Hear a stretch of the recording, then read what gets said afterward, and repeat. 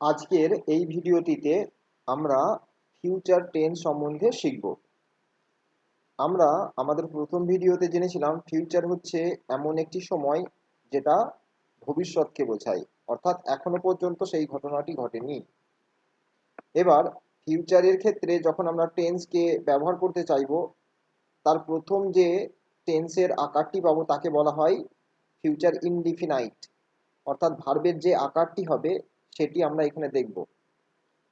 Future indefinite তোমরা প্রত্যেকেই জানো ইনডিফাইন্ড কথাটার মানে কি, যেটা নির্দিষ্ট নয়, অর্থাৎ সময় দ্বারা বাধিত নয়, সঠিকভাবে বলা যাবে না যে কখন ঘটনাটা বা পরিস্থিতিটা হবে, এক্স্যাক্ট বলা যাবে না, বা যে ঘটনাটা বা যে পরিস্থিতিটার কথা আমি বলতে চলেছি সেটা কতক্ষণ লাস্টিং করবে সেটাও আমি বলতে পারবো না, অর্থাৎ যার শুরু বা শেষ আমার কাছে অজানা থাকবে, সেটাই ইনডিফাইন্ড।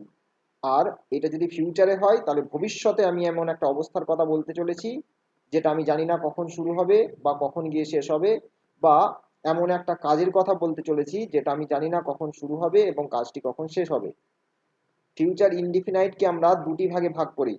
একটা হচ্ছে ফিউচারের স্টেট, অর্থাৎ ভবিষ্যতে কোনো একটা অবস্থার কথা বোঝাবো, আর একটা হচ্ছে ভবিষ্যতে কোনো অ্যাকশন বা কাজের কথা বোঝাবো।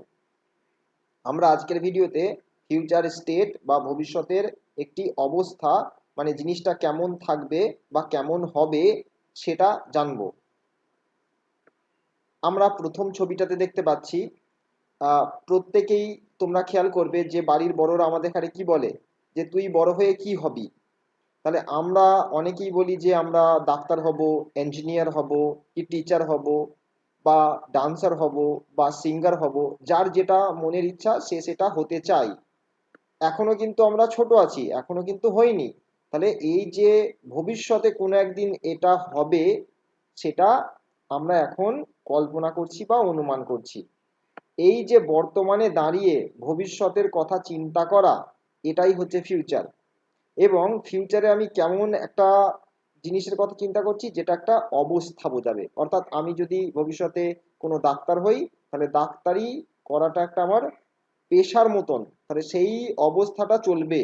বা আমি ভবিষ্যতে টিচার হতে পারি, বা আমি ভবিষ্যতে ইঞ্জিনিয়ার হতে পারি, বা সবার উপরই যেটা দরকার সেটা একটা ভালো মানুষ হতে পারি। অর্থাৎ ভবিষ্যতে এমন একজন মানুষ হব যে মানুষটা আর পাঁচটা মানুষের সাহায্যার্থে সবসময় এগিয়ে যাবে, অর্থাৎ মানুষের ভালোবাসা পাবো, মানুষকে ভালোবাসবো এবং তাদের উপকার করব, এই ধরনের আমরা হতে চাই।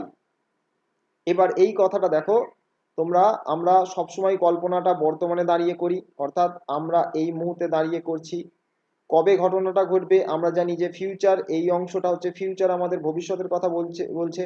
তাই আমরা বলতে পারবো না যে আমি কবে একজন ডাক্তার হব বা কবে ইঞ্জিনিয়ার হব, আমি সঠিকভাবে জানি না।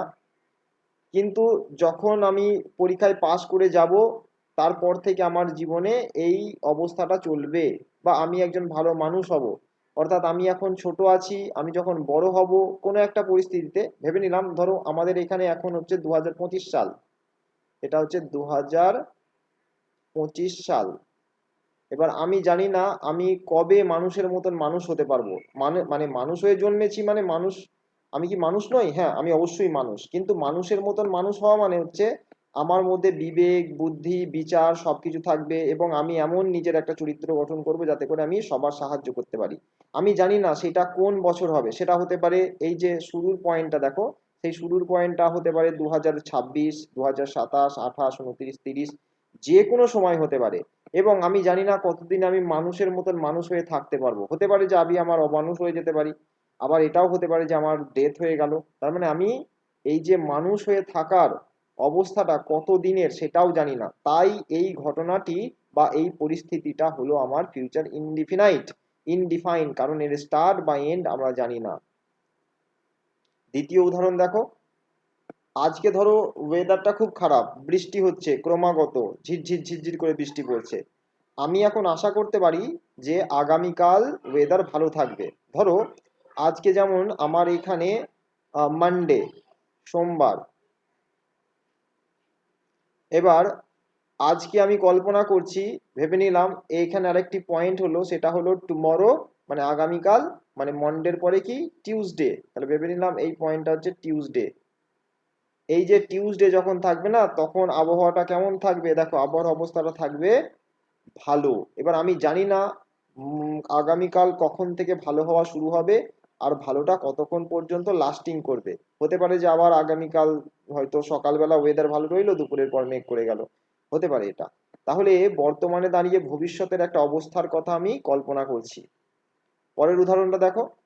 দেখো আমরা যখন ছোট থাকি শরীর একটু দুর্বল থাকে, কিন্তু আমি তো ভাবি, এই যে যেমন মেয়েটা কল্পনা করছে যে একদিন যেদিন বড় হব সেদিন আমার শক্তিশালী বডি তৈরি হবে। ঠিক আছে, একদিন শক্তিশালী হয়ে যাব। শক্তিশালী শুধু ফিজিক্যালি নয়, মানসিকভাবেও শক্তিশালী হওয়াকে বোঝাতে পারে। তার মানে আমি বর্তমানে দাঁড়িয়ে আমি ভবিষ্যতে কোনো একটা সময়ের কথা ভাবছি যে যখন আমি শক্তিশালী হয়ে যাব। ধরো আমি বললাম যে এটা হচ্ছে, ধরো মাস হিসাবে যদি বলি, আমাদের এখন হচ্ছে জুন মাস। এটা হচ্ছে জুন মাস চলছে। তাহলে জুন মাসে আমি ধরো কোনো জিম সেন্টারে ভর্তি হয়েছি, সেখানে ব্যায়াম করতে শুরু করেছি।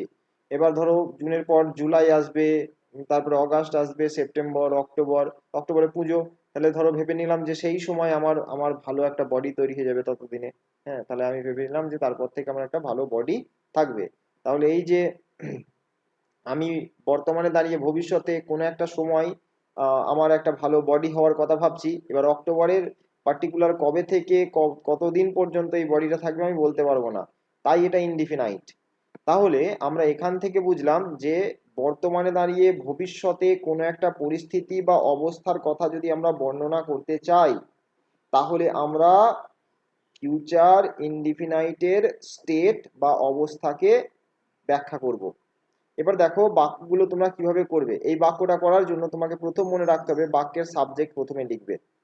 সাবজেক্টের পর দেখো একটা হেল্পিং ভার্ব, হয় শ্যাল লিখবে না হলে উইল লিখবে। শ্যাল সাধারণত দুজনের জন্য আসে যদি তুমি কোনো প্রোনাউন ইউজ করো, যেখানে প্রোনাউন হিসাবে নিজে অর্থাৎ আই, অথবা প্রোনাউন হিসাবে আমরা, এই দুটো প্রোনাউন ব্যবহার করো, তাহলে সেক্ষেত্রে তোমরা শ্যাল লিখবে। আর বাকি যে কোনো সাবজেক্ট লেখো তার সাথে উইল ব্যবহার করবে। এরপরে দেখো ভার্ব হিসাবে বি ভার্বের রূপকে ব্যবহার করবে, V1 অর্থাৎ বি ভার্বের প্রথম ঘর যেটা, সেটাকে তুমি ব্যবহার করবে। এরপর তোমরা কমপ্লিমেন্ট বা ইনফরমেশন দেবে সাবজেক্ট সম্বন্ধে। ওকে, চলো এবার আমরা আমাদের প্রথম উদাহরণটাকে ব্যাখ্যা করি। দেখো আমি একজন ভালো মানুষ হব, তাহলে আমরা 2025-এ দাঁড়িয়ে ভাবছি যে কোনো একদিন ভবিষ্যতে আমি ভালো মানুষ হব। তাহলে বাক্যের সাবজেক্ট আমরা কি, বাক্যের সাবজেক্ট হচ্ছে আমি, তাহলে আমি ইংরাজি লিখে দিই আই। এবার আই এর সাথে কাকে লিখতে বললাম? শ্যাল। তাহলে এবার কি লিখবো? I shall. হলো। এবার ভার্ব হিসেবে তুমি কাকে বসাবে? বি কে লিখবে, তাহলে বি কে লিখে দাও আই শ্যাল বি। এবার কমপ্লিমেন্ট কি? ভালো মানুষ। তাহলে ভালো মানুষ হলো ইংরাজি a good man. A good man. তাহলে পুরো বাক্যটা কি হয়ে গেল দেখো, I shall be a good man, অর্থাৎ আমি একদিন ভালো মানুষ হব। দ্বিতীয় বাক্যটা দেখো, আজকে ধরো ওয়েদার খারাপ, তো আমি বললাম যে আগামীকাল ওয়েদার ভালো হবে। তাহলে তাহলে এখানে বাক্যের সাবজেক্ট কি? আহ বাক্যের সাবজেক্ট হচ্ছে ওয়েদার। তাহলে লিখে দিই দ্য ওয়েদার। দ্য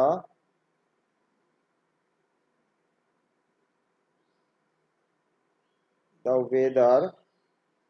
এবার ওয়েদারের সাথে আমরা শ্যাল তো ইউজ করবো না, দ্য ওয়েদারের সাথে আমরা লিখবো কি? উইল। The weather will. তারপরে ভার্ব হিসাবে তোমরা বি কে লিখবে দ্য ওয়েদার উইল বি। এবার ওয়েদারের সম্বন্ধে ইনফরমেশন দেবো, ওয়েদারটা কেমন থাকবে? বলছে ভালো, ওয়েদারটা ভালো, তাহলে এখানে কমপ্লিমেন্টটা হচ্ছে fine. The weather will be fine, অর্থাৎ আবহাওয়া ভালো হবে কবে? এবার তুমি দেখো সময়টা লিখে দিতে পারো, সেটা হচ্ছে টুমরো।